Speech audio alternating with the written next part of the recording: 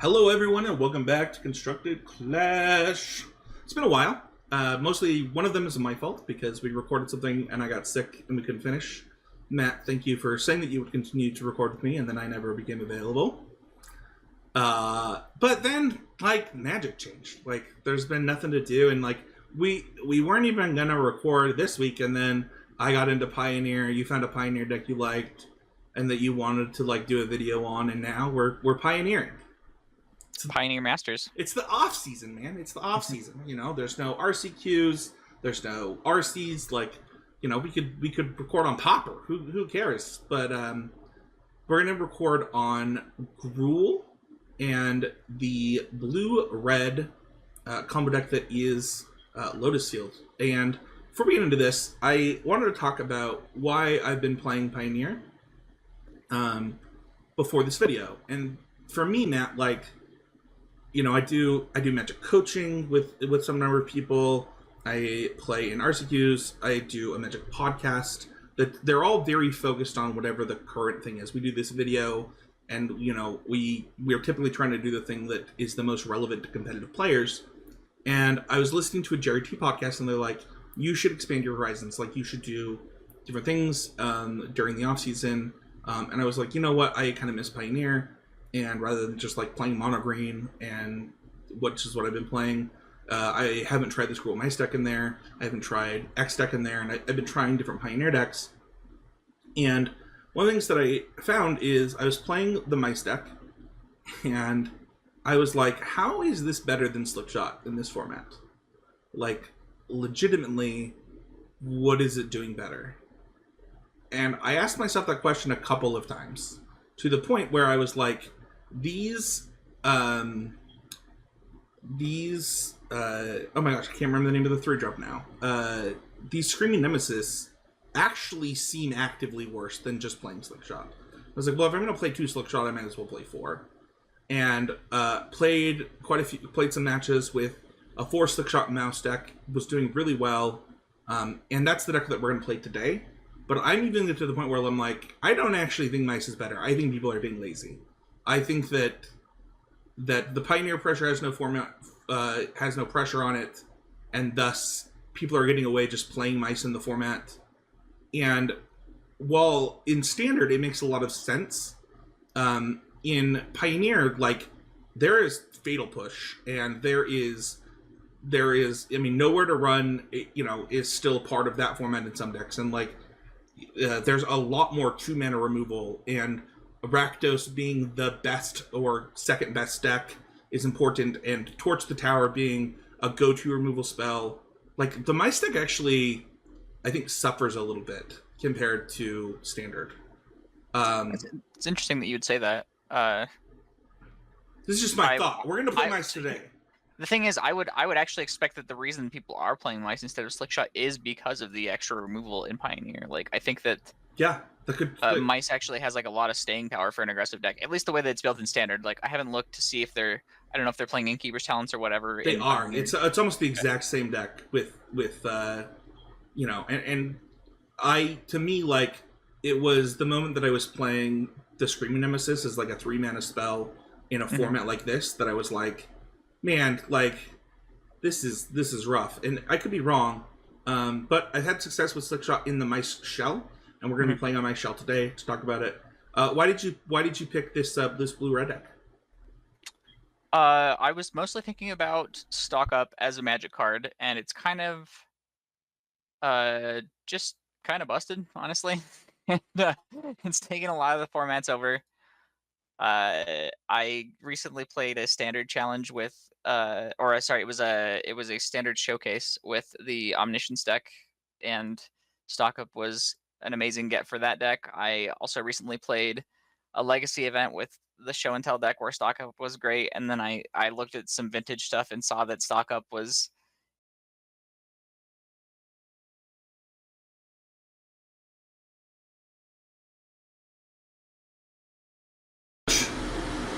Brian Cook video where he was playing. Hold on. We gotta go back. Something's wrong.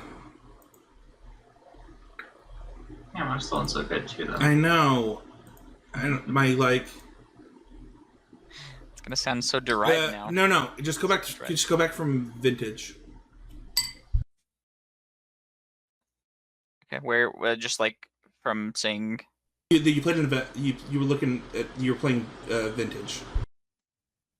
okay, and then I realized that the best vintage deck is also playing stock ups. So I thought,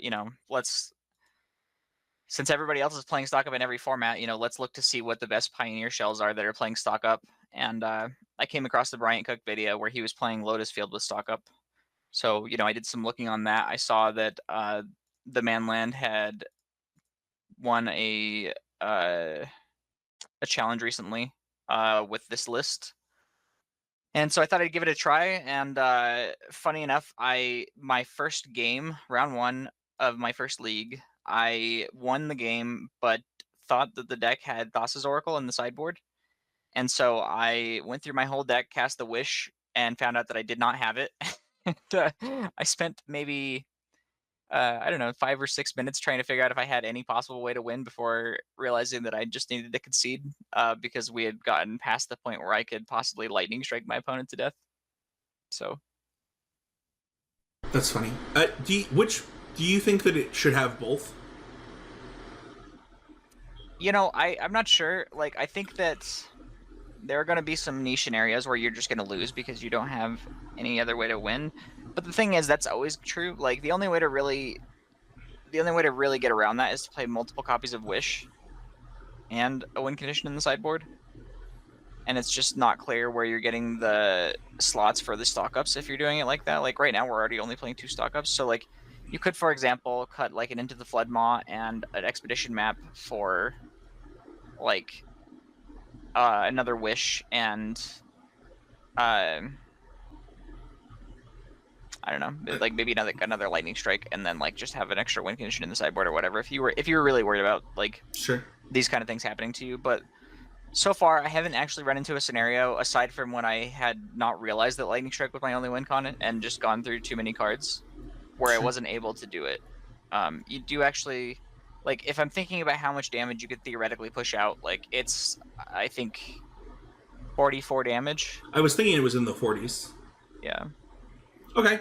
Well, we're going to do this the way that we did it last time. We don't have the new screens yet, so for this will be the last time we do it on these screens. I'm really excited for the future of this content, where we'll get hand cams and stuff like that. But we're going to go into our games first, for our pre-board games, and then we'll do the deck text during the sideboard. So we'll be right back with game 1. I don't want your stinking mud in that.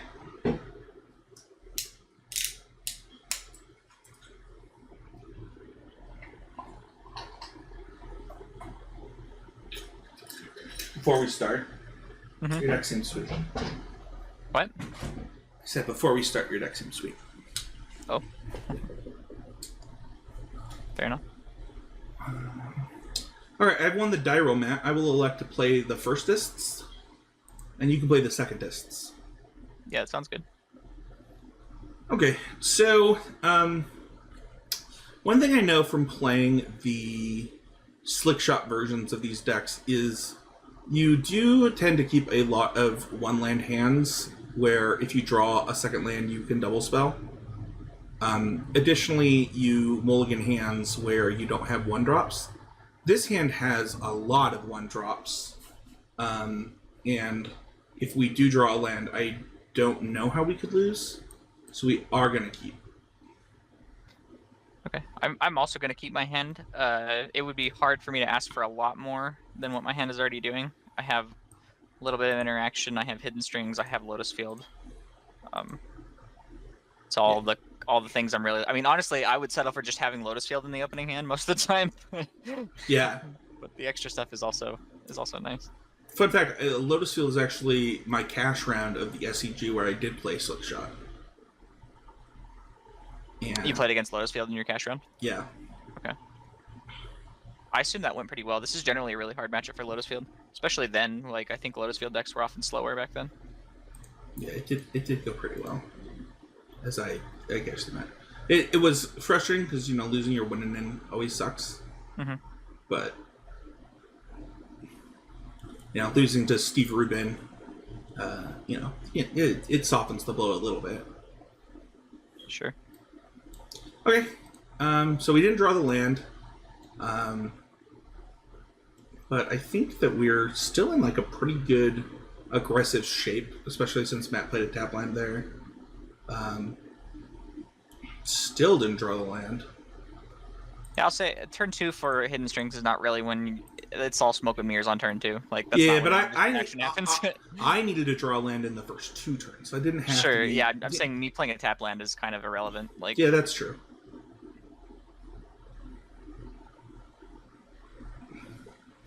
All right, well, I think I'm pretty tempted to just protect my life total here, especially given that I think Into the Floodmaw makes a ton of sense there. Yeah, especially given that you were missing land drops, and I am probably gonna... I have to decide whether I want to use my mana this turn or not. I guess I will. Well, hold on. Maybe I'm not going to, though.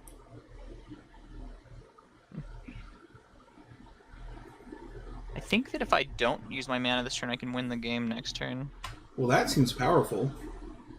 Yeah. I'm not winning the game next turn, and I will use all my mana no matter what I draw. It doesn't seem like I'm going to get 15'd here, right? So I think that I should just play the Lotus Field and just sack these lands. I could have cycled a Vizier to keep my Lotus Field untapped to have some interaction. But I think that my hand could win the game next turn fairly reliably. Yeah, we did not draw a land, which, I think that we saw this at the Pro Tour where you're supposed to keep some number of these hands. And we just didn't get there this time. I would say it's not a foregone conclusion that I'm going to win the game next turn, and you're definitely adding some pressure here. So, like, if I don't win the game... Well, I didn't draw a land again, so... Sure, yeah, I get it. Yeah, it's... Had I drawn a land this turn, I think that you would have been forced to win the game that turn. Sure. I mean, to be fair, you're still... I mean, it might still be true, yeah. It's still, if I draw a land... If I still draw a land, you still might be forced to win the game. I think that this is... So, yeah, I think the Vizier just helps enough that this should be... Let me think about this. So if I Vizier... This should give me enough mana to both Hidden Strings. I should know this. This is like such a basic Hidden Strings thing. It's like almost embarrassing for me not to know how much mana this takes. But I think that this is enough to be able to copy in the Hidden Strings. I mean, it is. Yeah. You used to know this. Yeah, I'm sure that I've played this deck enough to know this at some point. Like, I just, sometimes you get on camera and you just make embarrassing mistakes, and then I just prefer not to, generally. I am definitely going to win the game now, though. I have... Yeah, I mean, let's the pages and a Leer in my hand. So let's show it though. Yeah, for sure. I'll go ahead and win the game. You might draw a card button will work at the end to see. No, it never works.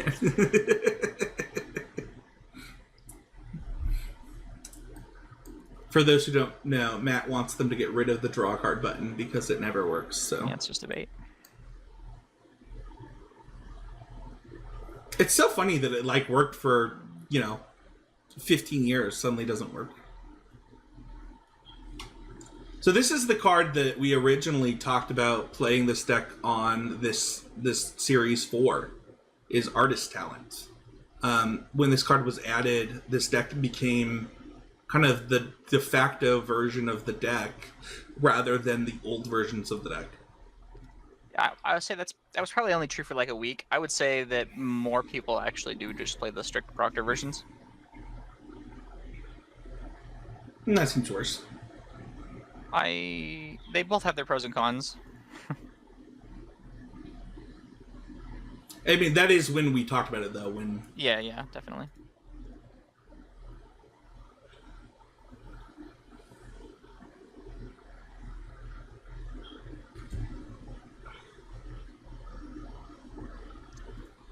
So, I think that I don't think that there was a real argument for me leaving up this Reckless Rage in my hand. But had I drawn a land, I actually probably would have left up the Reckless Rage for this exact thing. Sure. Yeah, I mean, I probably I could have played it certainly differently if you had removal for the Leer. Like, I didn't have to play into it Yeah, I agree. necessarily, but it is always nice when your opponent is tapped out and you can just do it freely. Have we reached inevitability, Matt Klein? Oh well, yeah, we were there forever ago. When the Leer hit the board, we were already done. So, do you want to talk about what you're doing and like? So currently, what I'm sequencing? doing is I am just trying to make a bunch of mana, and then I am trying to find my wish, which I just found. I'm going to level up the artist talent to level 3, and then I'm going to cast wish to go get galvanic iteration, cast galvanic iteration, cast lightning strike, and then cast galvanic iteration, lightning strike from the graveyard. And that deals. What? And what does that deal? That deals 20. Perfect.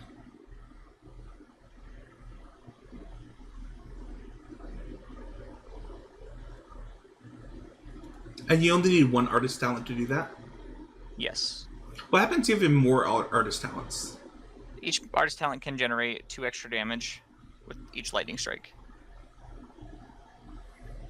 And do you need Leer in play for all of this to work? You don't need Leer in play.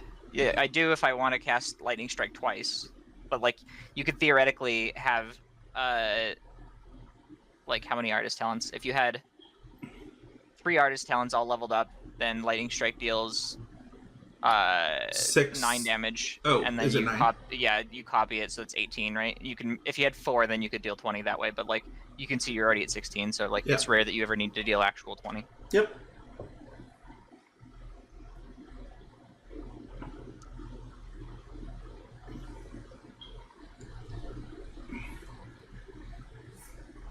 Can you imagine if this deck had Grape Shot?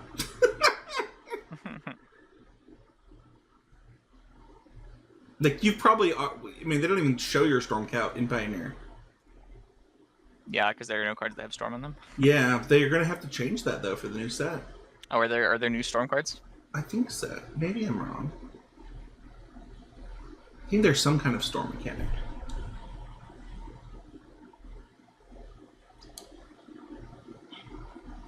Okay, so we wish, we cast Galvanic Iteration. I don't really need to do this anymore. And then you cast Wish, and then you misclicked. I didn't misclick. Ah, dang it. Also, Probably wouldn't even work. Wish doesn't work that way. You're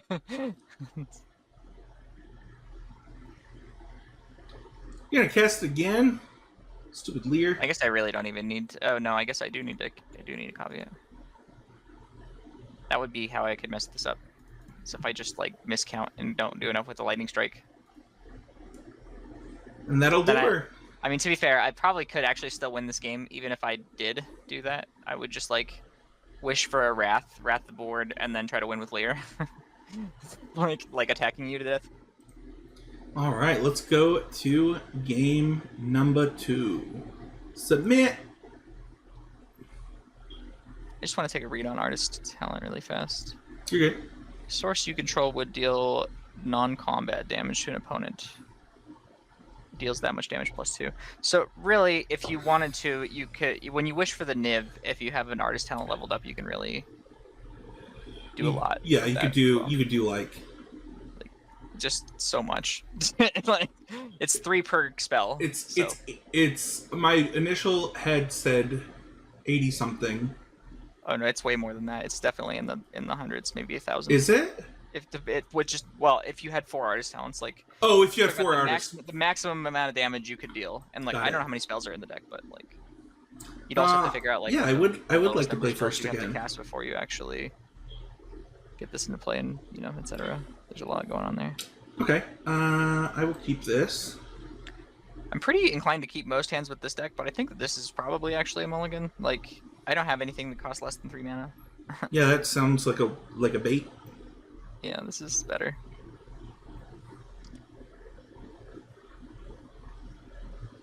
Now we're at an interesting spot. I think in the dark, it probably is supposed to put back. I'll just tell you what my hand is right now. So well, I don't think we have to play the best of 5 in the dark. I think that we can say Yeah. that because like people will play best of fives eventually if they're really great at Magic.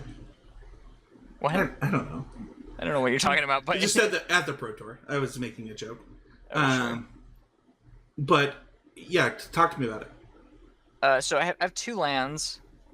I have Into the Floodmaw, Hidden Strings, Pour Over the Pages, Vizier of Tumbling Sands, and an Expedition map. And I think that's a keep. well, it's obviously a keep. Yeah. Oh, okay. But it's a 6 though. I have to decide one to put back. Oh, okay. So, Good talk. yeah. No, this hand is great. It's hard to ask for more than this on a 6. So the 2 lands and the Expedition map are pretty much ruled out. Yeah. Those are automatically being kept. If you're in the dark, you probably put back into the Floodmaw. So that's what I was going to say. I don't actually think that's true. Into the Floodmaw has actually been basically really good in every matchup. Oh, okay. I think that it's Vizier of Tumbling Sands. Okay. Like, I think there's probably only like 2 matchups that I would rather have Vizier than Into the Floodmaw in this hand. Like, if I didn't have Hidden Strings, let's say, then I probably would have to put back Into the Floodmaw, because then I would have Vizier and Pour Over the Pages. But since I already have Hidden Strings and Pour Over the Pages, I think putting back the Vizier is fine. Okay. That being said, we just did get to see last game what I was able to do with Vizier plus Hidden Strings and Pour Over the Pages. Yeah, I am surprised, but The thing is, I don't even have a Thespian stage in this hand though, so I can't even do the thing I did last time. time. Yeah, that's fair. So I think that I'm just supposed to try to stay alive a little bit longer, in general. Okay, if you're looking at my hand, I actually have no idea what is typically correct with a hand like this. I think that common knowledge says that you're supposed to play... Oh, that's a shout out to an old CC podcast. Play Heartfire Hero, but I actually do think that Swift Spear in this matchup on the play is better, but we'll see.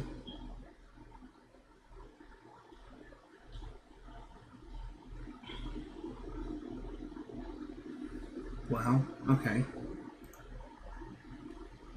I mean, it seems like, especially if you are able to target it in some way, that I did that wrong. I did that wrong. Yeah, this seems like there's no way that you were supposed to play this. I didn't have the Manifold Mouse, Matt. Sure, yeah. But this is also a good case in point for why you would. I've also never played this deck on MTGO, and it is showing. I mean, obviously I can't see your hand, so I don't know what that means specifically, but... I just played a double red land without another green land in my hand. Sure. I assume you just had a different red source you could have played. No, but I could have just played it. Oh, you just think having 1 red and 1 green is better. It's not now. I honestly would assume that you're supposed to play your second land as a red land most of the time.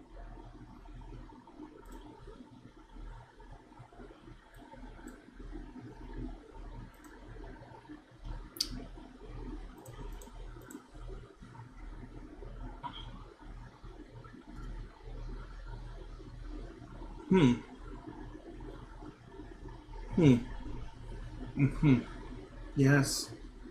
Yes, that did happen. I am shocked. Okay. Shooketh. I don't know.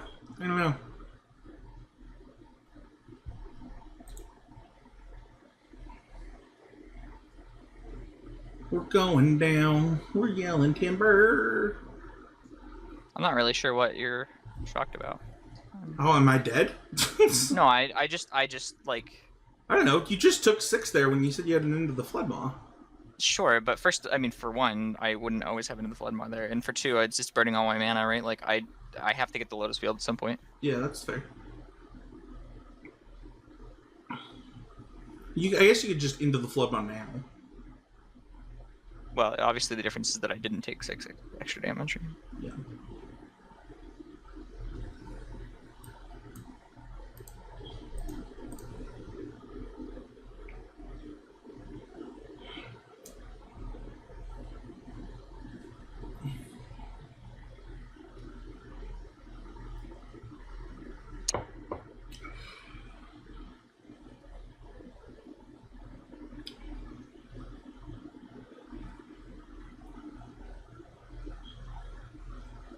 I kind of suspect that I'm going to lose this game no matter what I do at this point. Trying to think if there's, I guess that my best... NFL mouse draw was ridiculous. Yeah, I mean, obviously this is like just so much to deal with on the play, right? Like we're going into my turn 3 right now, and I'm just like mega dead on board. So I think that the only hope I have here is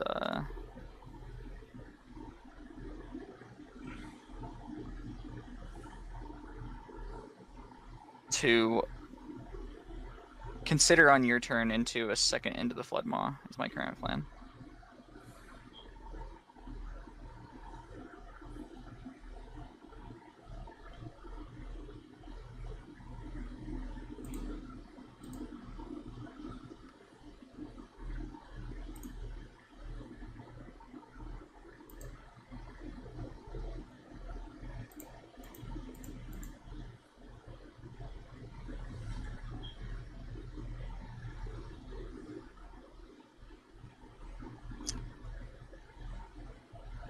We did not get that, so I'm double striking the Manifold Mouse. It doesn't matter though. It's technically. This is. I mean, I can't beat any spell, right? I'm just deciding whether it's better to. Probably better to go to 3. So right now you'd go to. Okay. I mean, I'm sure that you just have Monstrous Rage or whatever, but yeah. It doesn't matter what I Flood Maw there. If I had found the second Flood Maw, then obviously I could do this and Flood Maw the other one, and then yeah, I probably. I mean, there's a pretty good chance that I still take lethal because any spell is still lethal there. Or is that true? Yeah, any spell is lethal. Yep. All right, let's. I guess you needed to actually be a burn spell. Yeah, let's go to the other games. Okay, so as I said, my list is pretty interesting. We already sideboarded. I boarded out 2 Innkeeper's Talents, a Burst Lightning, and 2 Reckless Rages, 4, 2 Damning Sphere, 1 Collision Colossus, and 2 Pick Your Poison. So something that Matt and I talked about is, kind of looking at stock lists. This is something that you can do when you are playing on MTGO or just in your preparation for games. And one of the cards that looks like it sounds like it's stock, that's what I said, is 9 Lives, which has hexproof, so I can't Hot Bash Formation it, and I already wanted enchantment removal for your Artist Talents, and, it is cheap and something that I can do. But Matt, why don't you talk to me about, my sideboard plan and what you think of it?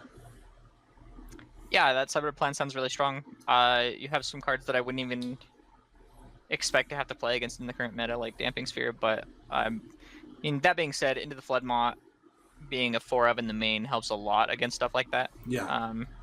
Honestly, my bigger concern now, and something that I may not have thought about without us talking about it, is how playing 9 lives into possible Pick Your Poison is not risk free, right? Obviously, you always got to weigh the pros versus the cons, or obviously if I have an Artist Talent to protect it or whatever, that's fine. But yeah, Artist Talent protecting it is a huge deal for what it's worth. Yeah. And honestly, that's a boon of this version of the deck too. The 4-color deck, for example, also generally plays some number of 9 lives in the sideboard, or can at least, and they often don't play any other enchantments. Okay. That's going to do it for my sideboard. Matt, let's move on to yours. Yeah, so my sideboard plan for this matchup, pretty straightforward. I'm going to bring in the 9 lives, the 2 impulses, and I'm going to bring in one of my 2 Anger the Gods, leaving the other one as a wish target. May or may not be good, to be honest. It's possible I actually should just bring in both of the Anger the Gods. I'm actually kind of talking myself into it right now. I think that if I have 6 mana and a wish, we're probably already so far into doing it that I love really this type of discussion, because it's like you know what, actually, So I'm gonna walk that back and say I'm bringing in 2 Anger of the Gods, 2 Fiery Impulses, and 2 9 lives. What are you boarding out? And I boarded out the 2 stock ups. I think are pretty obviously coming out because I just don't have time for that kind of thing.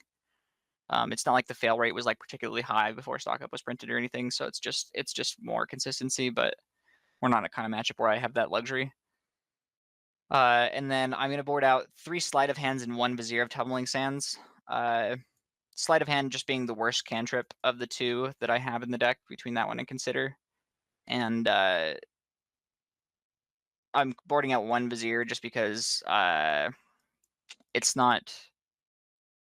It's the worst version of making mana in the deck, generally speaking. Totally fair. All right, let's go to our post-board games. Wow, this is quite the speculative hand. I think I'm supposed to keep this hand, but it is fascinating for sure. I will say that this hand has a better than average chance of doing almost nothing, but it also has what I believe is a better than average chance of winning a game in this matchup. So I like that people got to see behind the scenes there, but I love what you said. My hand is better than both my last hands, and I'm definitely keeping. the behind the scenes with me refiguring out my sideboard as we went. Oh no, I just forgot to switch screens, so. Oh sure, sure.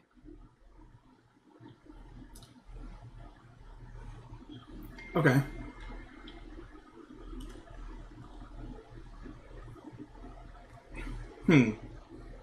That is interesting draw and makes me want to change this play.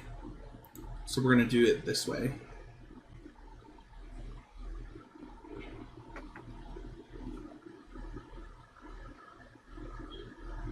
I think that it's probably actually just 9 times out of 10 it's exactly the same, I guess. I think that I am gonna slightly prefer. Maybe that's not true. Actually, I guess I am supposed to just consider here. Think of that as slightly better because if I don't find land, or I find that and need to take it, and if I don't find land but do find another cantrip, this is slightly better sequencing. Fortunately, we did not find the land or the cantrip. It's not bad though. We're actually not in terrible shape, all things considered. He said as he missed his second land drop. Well, off of the consider too, so you know. Yeah. I topped something and then missed my second land drop. Okay, we're gonna just attack here. I'm trying to hit the F2 button, but I'm failing.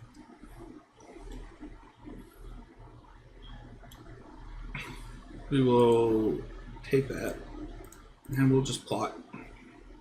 Okay.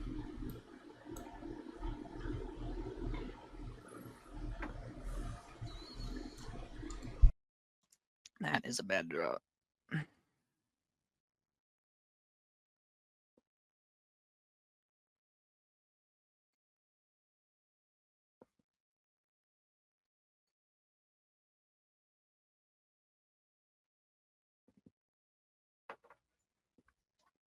At this point, I feel like I can overwhelm you with cards. Sure. So we cast this. Cast this. We cast this. Attack.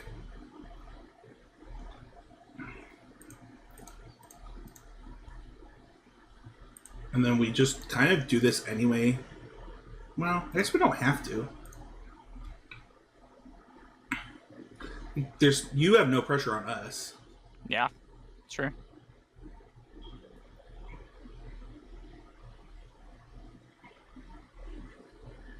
Okay.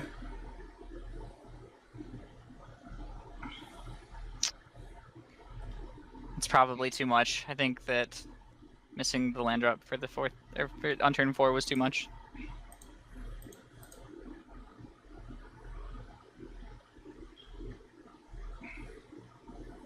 I don't know, I'm not putting like a lot of like insane pressure on you. I am gonna do this turn though.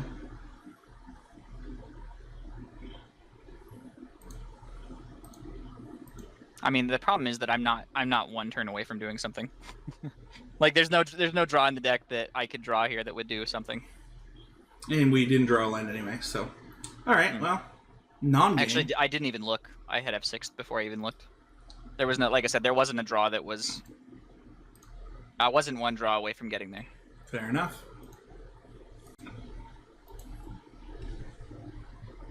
Yeah, what was your hand?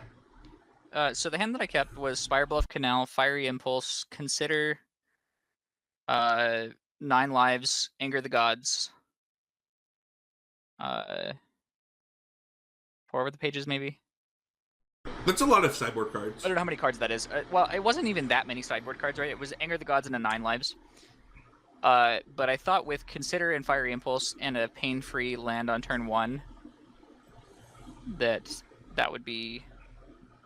I mean, maybe it's just not good actually, because like now that I'm really thinking about it, like I didn't even have a Lotus Field in it. I did find the Lotus Field immediately with the Consider, but honestly, probably not the best keep from me. Now that we're talking about it. Okay. Well, let's go to the next game.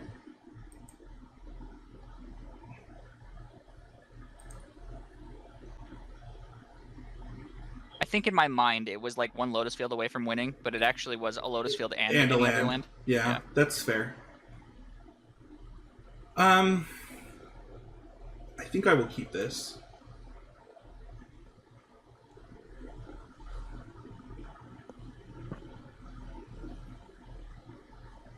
Matt, snap keeps?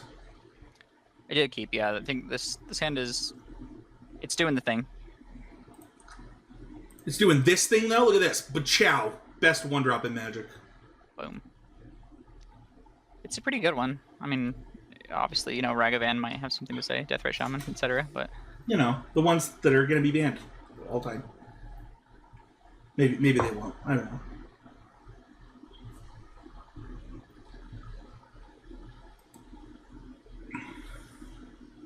I will say, if you thought that I snap kept my hand because it was like incredibly exciting, that's definitely not the case. It wasn't debatable whether it was a mulligan or not, but it's not like it you know, guaranteed wins the game or anything. I don't know if this sequencing makes any sense considering my hand, but it's the sequencing that we're doing because I think it has the most damage output immediately. Sure. But I didn't actually do the math on that, so maybe I'm wrong. No, I think that's true.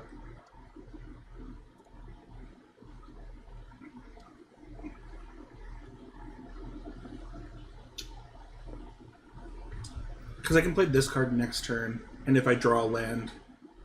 I mean, even if I don't draw a land, I can do this. Okay. So...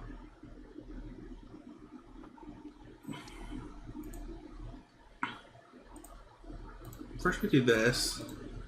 We put Matt under, like, some pretty real pressure to...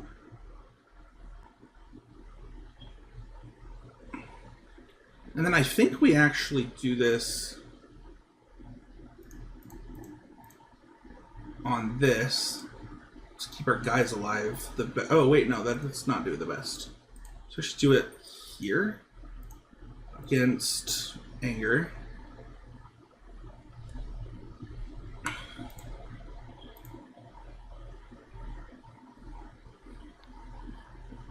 It also does the most next turn.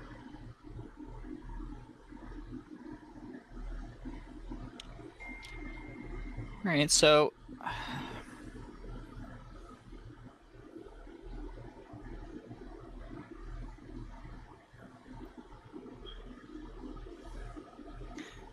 really just thinking about whether I need to play Vizier this turn. I guess it makes sense to do so because I can... well, hold on, no I can't. I was gonna say that I could activate my Thespian stage if I Vizier, but actually it's not necessarily true, yeah. You're one short of doing it the other way too, though. What's the other way? Where you activate your Thespian stage and then Vizier. Oh yeah, well that I'm just straight up short on. The other one I'm just short on being able to cast anything with. Oh, got it.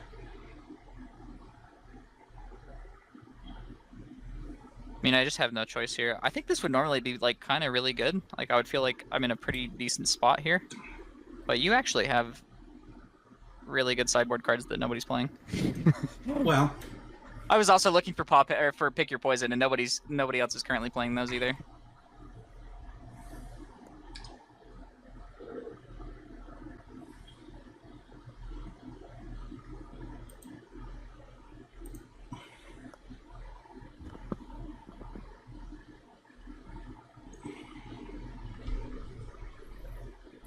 okay, so how does this work? Basically, all damage is 1. All sources of damage are 1. And you gained 9. And I have 9. You have to deal me damage 9 times.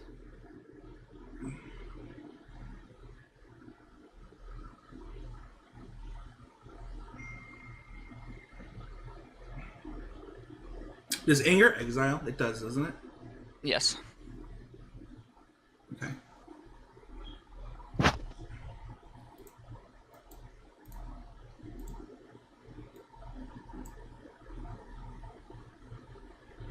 The double strike is nice, because that'll count for 2. This is 5 here, which puts me on a 1-turn clock.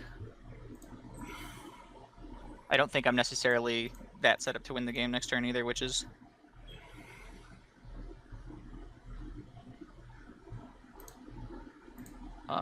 rough.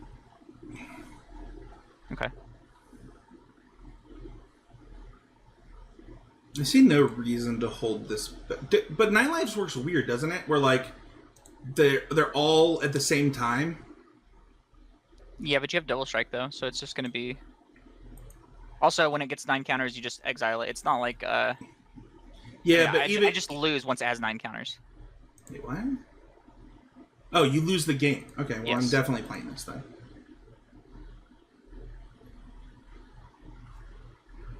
This is going to have to be a pretty good sequence of stuff for me. Well, maybe. Actually, that was... No, this needed to be something better. Yeah, so it's going to need to be pretty good.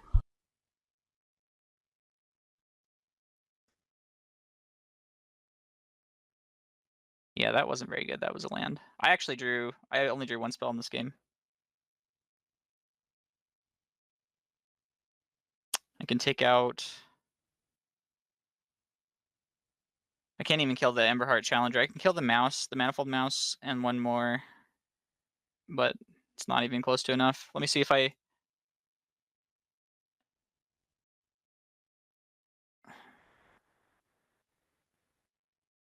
I don't have mana for Ottawa after that, so it's just never going to be enough.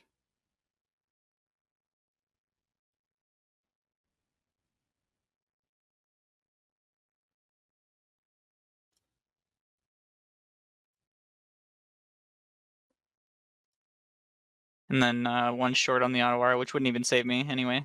I'd still be dead. Yeah, that was a pretty aggressive start for me. I mean, I think this matchup is just like really, really bad. And like, yeah, the fact that you have sideboard cards where 9 lives might not even do that much is like really, this would be the nightmare matchup for sure. Fair enough. Let's go to our marbles game. Okay, I just wanted to say that the reason that I actually love Hidden Strings as like a deck, like I think this is the most fun deck in the format, and the reason is because like you tend to lose a lot of games that look like that where you kind of didn't do anything, but the amount of decisions that I had leading up to that point were actually all very interesting, and like, you know, one out of those 7 times or whatever you play that game, you actually do find a line where you won the game, and it's way more rewarding than most decks, because usually when you find that line that wins the game, every other line lost the game. There's like, you're looking at 10 different lines, 9 of them lead to defeat and 1 of them leads to victory, and I just find that to be really satisfying. So like I think this deck is both the most fun in the format and also kind of bad, and I don't think those two things are unrelated. Well, yeah, I think that like Hidden Strings has kind of mostly always been that way. I have another one-lander that I want to talk about with you, but I also think that like when it hits, it like hits hard. If that makes sense, like it becomes one of the better decks in the format when that happens. Mm-hmm. And it's hard to know when that's going to be. Right. I'm going to pitch a hand to you. I want you to know what you would do. It's a pathway, Kanamo, Swift Spear, Rage. Is that 2 Kanamos? Yeah. Okay. Pick your poison, Emberheart Challenger on the draw. I mean, if I had Pick Your Poison in my deck in this matchup, I would keep any 7 with Pick Your Poison in it. Okay.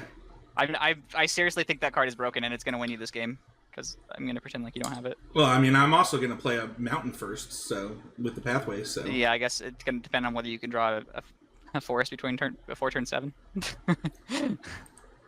Before turn 7. It just is 1 mana win the game whenever you play it, right? So like, unless I win the game before that.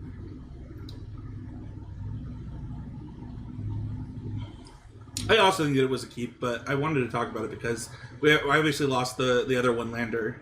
But I do think that there's some number of them that you've like priced yourself into keeping those type of hands some amount of the time. I would so for what it's worth, I would mulligan it if you didn't have Pick Your Poison in it. I think every other card in the hand I would mulligan, because the only way that you lose this matchup, generally speaking, is just like not doing anything like you did in game 1, right? Like you're so favored in a game where we both play Magic that I would not take the risk on just doing nothing.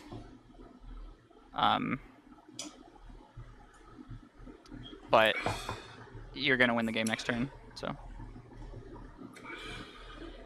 I mean, if I draw a land, I feel very favored here, and I not only drew a land, but I drew a green land. Yeah.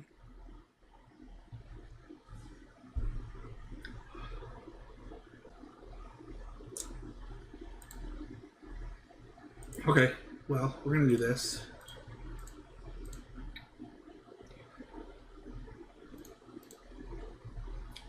I mean, that card almost...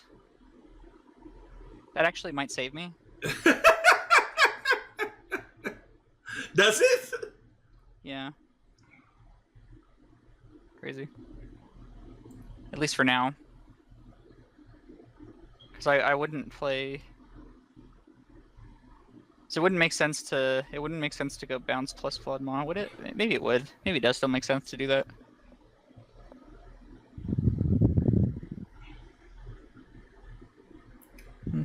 You're saying you would play differently if you knew I had Pick Their Poison and will not play differently? Obviously I would play differently if I knew you had Pick Your Poison. Yeah. We're already off that train. What I'm saying is I have Into the Flood Maw. I actually have 2 Into the Flood Maws.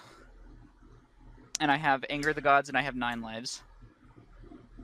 And I was gonna just slam 9 lives here and lose the game. Anger makes sense here. But with you having the because like the thing is I have to bounce the Damping Sphere to cast any spells. So if I cast, I think I want to go into the Flood Maw here. It doesn't matter. You're gonna win the game soon anyway. But if you into the Flood Maw and Anger, that's what I'm going to do. Well, I don't know. But I'm going to eventually cast this. I'm going to eventually cast this Pick Your Poison. You're going to win the game, or this 9 lives.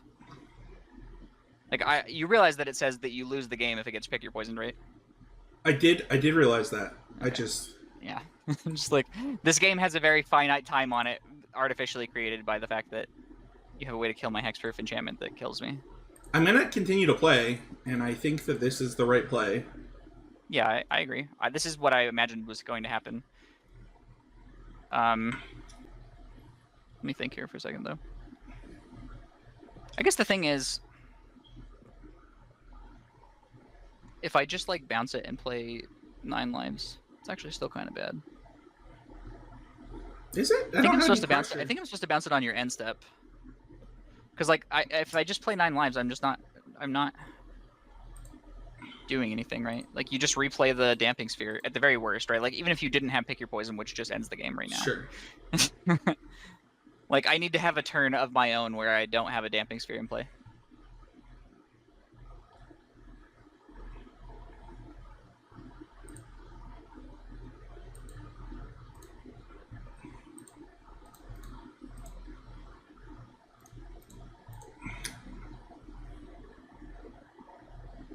Just pay 2 mana for a Monster Surge.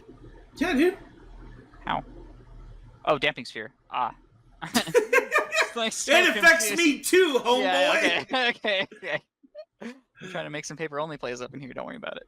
But this puts you at lethal next turn on this, so I felt very worth it. Oh yeah, for sure. That seems totally fine. You're also, I mean, you're just pressuring me in so many different ways, right? Like, that being said, I actually am actually not even that unlikely to win this game, surprisingly.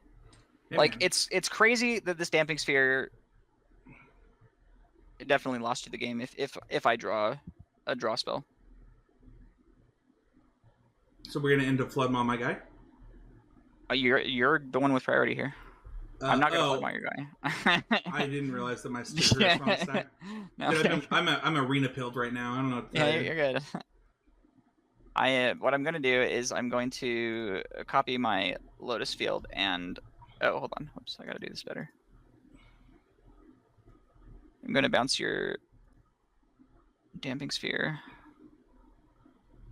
and then I'm going to copy my Lotus field There you and go. Now am I dead? Am I dead? I have a Leer and a 9 lives in my hand are the two cards. So no is the answer. You could be dead. So I'm going to be dead, right? No matter what I do here. I'm going to Unless you win. well, I can't win. I just told you I have a Leer and 9 lives in my hand.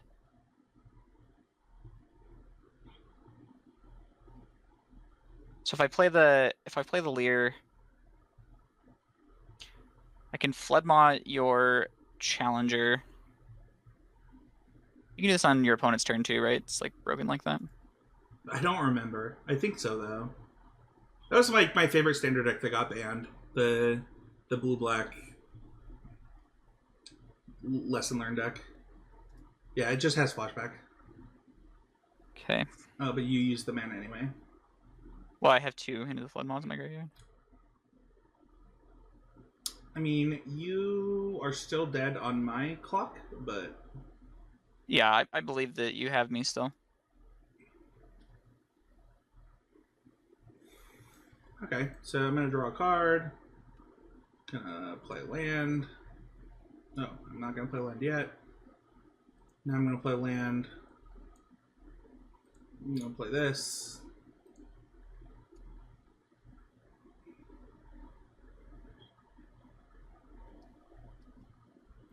Gonna attack.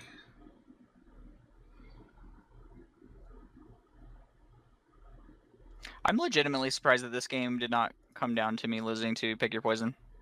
I think that. Oh, I guess this also just kills me. I actually had to block this the other way. Why does this kill you? Because you could just play the Kumano. Oh, I have to block the Yeah, Kumano and then bounce the actually Emberheart fair. Challenger. It doesn't matter. I'm sure that you have something. It's I'm sure that you had something, but it's funny. I would have done this without even realizing that you killed yourself. Sure. Yeah. That is such an interesting way for that game to play out though. Like if I had drawn for example, if I had drawn Pour Over the Pages, like I would have actually just won the game there. Yeah, I agree. I don't think I played it wrong. I think I played it right. No. I think it was just interesting, right? Like it's just fascinating because like if you hadn't played Damping Sphere on turn 2, I would have just jammed the 9 lives and then you would have been able to pick your poison. I would have just lost. Let's end this and let's go to the post game really quick. Yeah.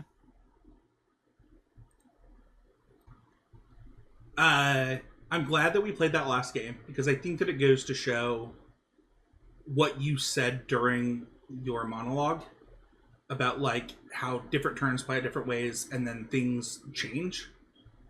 And I just think that like, you know, I literally just did a podcast on winning the weird ones, right? Like winning the games that are different than how you expect a game to play out, how your game plan plays out. And I think that game, while you lost it, shows that. Like, you were... What's funny is I think that the game that really highlighted it, for me at least, was game number 2. Where, like, I had that line where on turn 3 I played the Lotus Field, and I couldn't just play Lotus Field and pass and have any hope to win the game. I had to cast Hidden... I had to, like, use the 2 mana from the lands that I was about to sacrifice to untap the Lotus Field as only an untap 1, and then pass the turn, and then on your turn consider into a second into the Flood Moss so that I could cast both into the Flood Moss and the consider off of the 1 Lotus Field. And, like, coming up with like the whole strategy to do all of this just to like buy an extra turn, like sometimes you do that and like you actually do win the game. Like I've had games like that and they're very satisfying. Well, I just think that like you know, this happens a lot. I think, you know, we both are Smash players, but this happens a lot in Smash where, like, we'll get down on ourselves and, like, this matchup seems unwinnable when it's, like, you know, a minus 10 in realistic senses if, like, you're both equal. Mhm. And I said that in Smash player terms for Matt, or in Magic player terms for Matt, but, like, I don't know. I think that this matchup is pretty bad for Lotus. And Yeah, for sure. what was funny is that I went on my whole rant about mice at the beginning, immediately draw mice at the beginning to start our match to, like, shut myself down. But I don't know, like, I am not convinced that, like, the slick shot draws are not better, and, like, that you can't navigate. Like, I think it's harder. I think that's the truth. Is, like, what I'm learning is, like, yeah, the mice draws are powerful and easy, but I actually think the slick shot games, while harder, are actually stronger. Like, So interesting. I just have. it's okay. It's okay. And I could be wrong. Like, I'm not sitting here saying I'm right. I'm saying what I'm feeling from playing both decks. No, all I was gonna say is that I think we probably just have very different skill sets, because like I would also find the slick shot draws to be easier in general. Like, I think you have a lot more options with mice. Like there are a lot more moving parts and sequencing things, whereas like slick shot always kind of has the same sequencing. Like you can have there's like the the skill of like when do I go for it, how much do I commit, that kind of thing. But like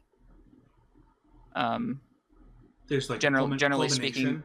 yeah, generally speaking, it's play the slick shot then play your spells. Whereas like with the mice, it's kind of like deciding when to play your innkeeper's talent and when to like when to use your double strike mouse for different things, and whether you should be saving it for the offspring, whether you should offspring the paw patch. Like there's a lot more modes on the cards in mice. Sure. Okay. Let us know what you think. Let us know what you think about our conclusions. Do you want a Thoracle? Do you like mice? Do you like Slickshot? Let us know in the comments. Matt, thank you so much for doing this video with me. If people want to talk to you in the Discord, it's just at the Witch Queen. Yeah, definitely. If you at me in the Discord, I will certainly see it.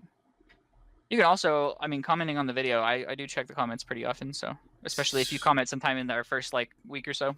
Yeah, comment on the video, get a hold of Matt. You can follow me at Spencer13H on Twitter, at Spencer13H on Blue Sky, at He's Game on Twitter. You can follow me at the Need to Nerd Podcast and at the wonderful CCMTG, that powered by this. This video is brought to you by the wonderful Mana Traders. We want to thank them really quickly. You can use the code at CCMTG1 at the time of this video. If it doesn't work, use the code CCMTG2. It should work if you're watching it later.